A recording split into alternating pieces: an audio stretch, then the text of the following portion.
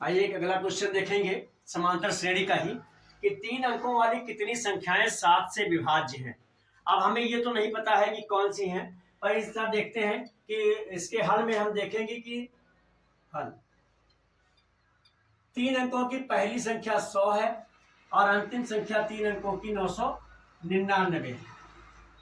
अब इसमें हम देखें कि 3 अंकों की पहली संख्या वो 7 से विभाजित कौन सी होगी। तो ये अगर हम इसमें 100 में हम भाग करके देखें तो 100 7 एकम 7 3 हो जाएगा और 30 आ जाएगा, 7 चौक 28। अगर यहाँ 5 होता तो 105 हो जाता। ये ऐसे करके हम देख ले। मान लो हम 7 से 100 में भाग करते हैं तो 7 एकम 7, यहाँ बचेगा 3 और यहाँ हो गया 30। 7 30 ये पूरा पूरा नहीं कटेगा, लेकिन अगर ये 35 होता तो ये कट जाता। 35 ये कटने तो 28 भी कट जाता, लेकिन तब ये 3 अंक नहीं रह जाएगा। इसलिए अगर ये 35 होता तो ये जो है 7 से कट जाता। इस प्रकार पहली संख्या हमारी जो है अर्थात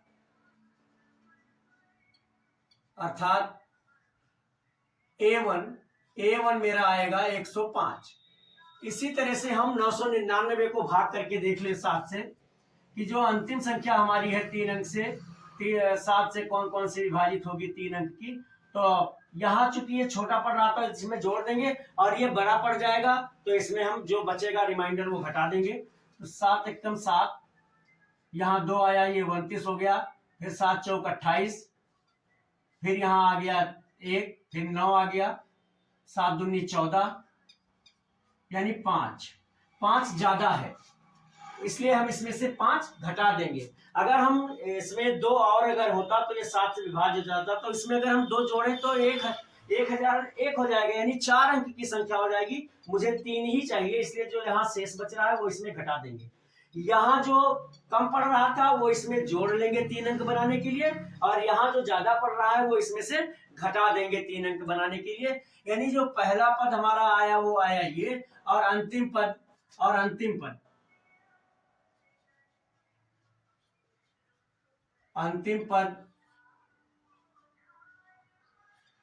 ये हमारा आया, ये आएगा 994। अब कितनी कहते हैं कि कितनी संख्याएं हैं, यहां से यहां तक ये कितनी संख्याएं होंगी उसको हमें निकालने के लिए हमें अंतिम पद पता चल गया है। तो इसको हम सूत्र में लिखेंगे। अंतिम पद होता है an = a + n-1 × d होता है। अंतिम पद का मान मुझे पता है, अंतिम पद है कौन सा ये नहीं पता है, इस मान को हम यहां रख लेंगे। तो ये हो जाएगा 994, और हमारे प्रथम पद पता है 105, और मुझे डी भी पता है क्योंकि 7 का गुणज है, 7 से विभाज्य, इसलिए डी हमारा है 7। वो हमको ऊपर लिख लेना चाहिए था, तथा d = 7। अब यहां हम लिखेंगे n-1 और इंटू डी 7। अब ये ब्रैकेट खुलेगा तो ये आएगा 994, 105, 7 का इस n में गुणा हो जाएगा तो 7n और -7। अब हम पक्षांतर कर लें, ये सारे अंक एक तरफ कर लें तो ये हो जाएगा 994।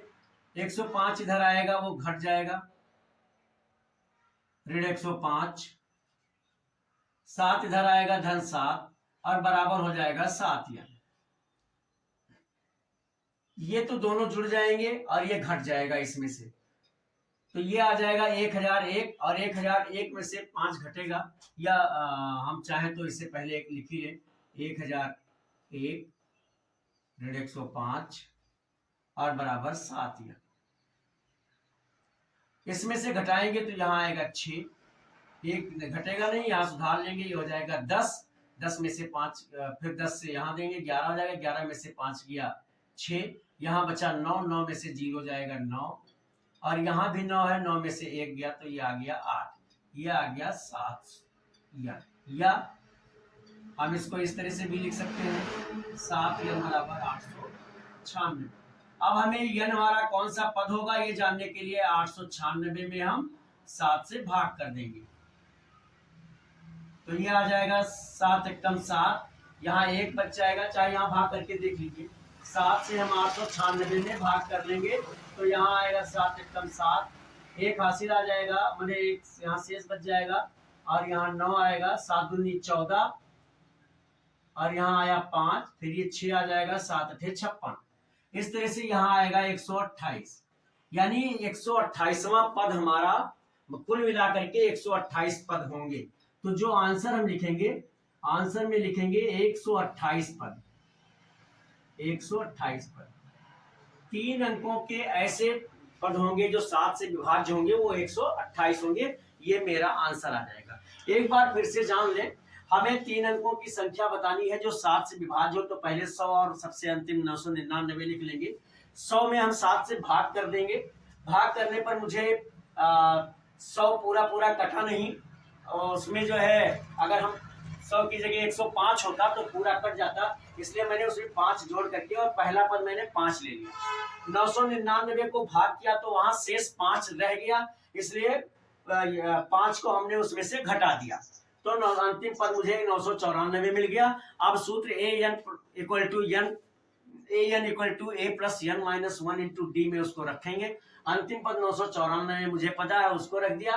पहला पद मुझे 105 था, वो लिख दिया। और डी 7 है, क्योंकि 7 से ही वो संख्या विभाज्य हो रही है, 7 7 7 से ही, इसलिए डी जो सार्वधांतर आएगा वो 7 7 का आएगा, वो हमने यहाँ लिख लिया। अब इस पूरे मान को हल कर दिया और बाद में मुझे मिला कि n इक्वल टू 128, यानी 100 और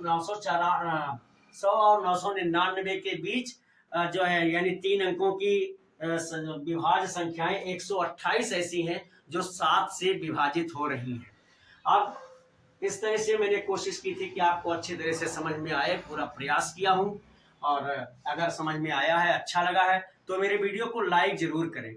चैनल्स को अगर सब्सक्राइब ना किया हो तो उसे भी कर दें, और आपकी कोई भी प्रॉब्लम हो फिजिक्स की, न्यूमेरिकल में, मैथमेटिक्स में, या इंग्लिश ग्रामर, हिंदी व्याकरण में, तो मेरे व्हाट्सएप नंबर 9452510385 पर लिखकर भेजें, सलूशन आप तक अवश्य पहुंचेगा। अब तक मेरे साथ इस वीडियो में बने रहने के लिए धन्यवाद।